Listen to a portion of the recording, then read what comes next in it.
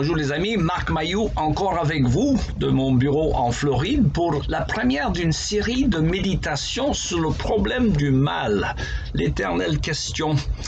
Vous savez que le Dieu qui se révèle à travers les pages de la Bible est à la fois tout-puissant et bienfaisant. C'est clair, hein?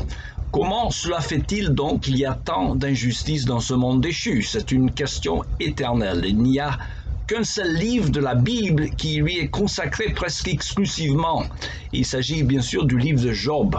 Alors le spécialiste le considère comme le livre le plus ancien de la Bible. Il aborde la question la plus ancienne de l'humanité, à savoir la souffrance injuste dans ce monde déchu.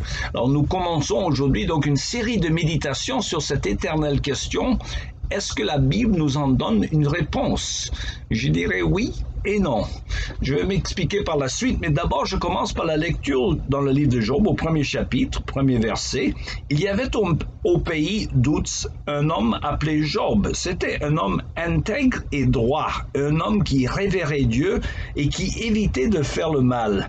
Il avait 7 fils et 3 filles, et de plus ses troupeaux comptaient 7000 moutons et chèvres, 3000 chameaux, 500 paires de bœufs et 500 ânesses. Il possédait aussi des serviteurs en très grand nombre. Cet homme était le personnage le plus important des régions de l'Est.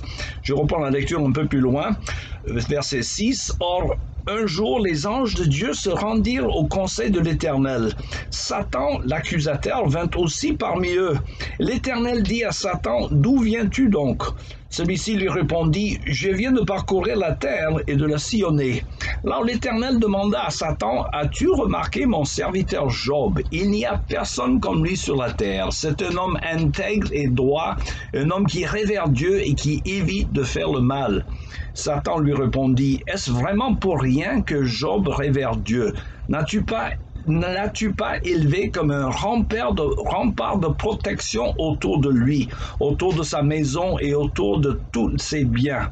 Tu as fait réussir ses entreprises, ses troupeaux se sont multipliés dans le pays, mais porte donc la main sur ses biens et sur les siens, et l'on verra s'il ne te maudit pas en face. » Alors l'Éternel dit à Satan, « Tous ses biens sont en ton pouvoir, ainsi que les siens, mais ne porte pas la main sur sa personne. » Alors, j'arrête la lecture là pour l'instant. As-tu considéré mon serviteur Job? Est-ce d'une manière désintéressée que Job craint Dieu? Ça, c'est la grande question. La grande question, bien sûr, qui préoccupe tout le monde, la souffrance innocente, c'est-à-dire par la souffrance des gens qui n'ont rien fait apparemment pour en subir. Je contraste cela avec la souffrance, je dirais, des coupables. Un alcoolique qui attrape la cirrhose du foie, c'est un peu sa faute. Ou un fumeur qui attrape le cancer du poumon, on peut dire qu'il a cherché. Mais qu'en est-il de la souffrance injuste? Il y en a beaucoup dans ce monde, hélas. Qu'en est-il d'eux? Et que dit le livre de Job là-dessus? Si Dieu est bienfaisant et tout-puissant, pourquoi y a-t-il tant de souffrances injustes dans ce monde? D'autres textes bibliques abordent cette question d'une certaine façon. On pense au psaume 73 ou même tout le prophète Habakkuk. Et le Seigneur Jésus lui-même aborde la question lorsqu'il fait référence à des Galiléens tués injustement par Ponce Pilate et d'autres sur lesquels est tombé un tour, le tour de Siloé, et dont Jésus en parle dans l'évangile selon Luc au chapitre 13.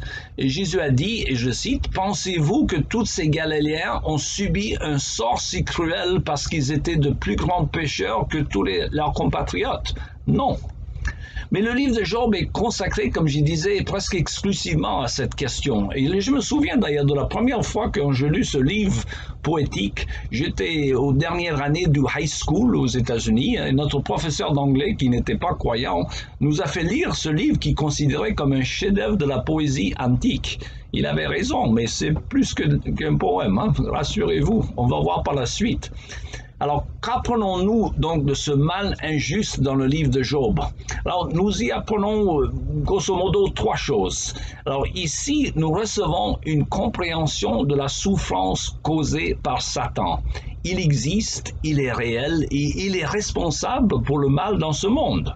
Là, c'est la première leçon. Le deuxième, c'est que du Job, en tant que jeune homme, nous apprenons comment faire face à la souffrance.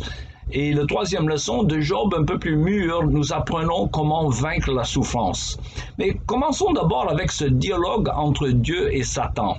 Alors, il ne faut pas manquer la forêt à cause des arbres. Ce dialogue entre Dieu et Satan, que nous apprend-il? Elle nous apprend la relation de Dieu avec le mal. C'est le seul endroit dans toute la Bible, à ma connaissance, où Dieu lève le rideau et nous voyons un peu ce qui se passe dans les coulisses du monde spirituel. Mais avant de regarder le texte, je dirais en guise de remarque préliminaire qu'il y a grosso modo 3 explications dans le monde de ce problème du mal.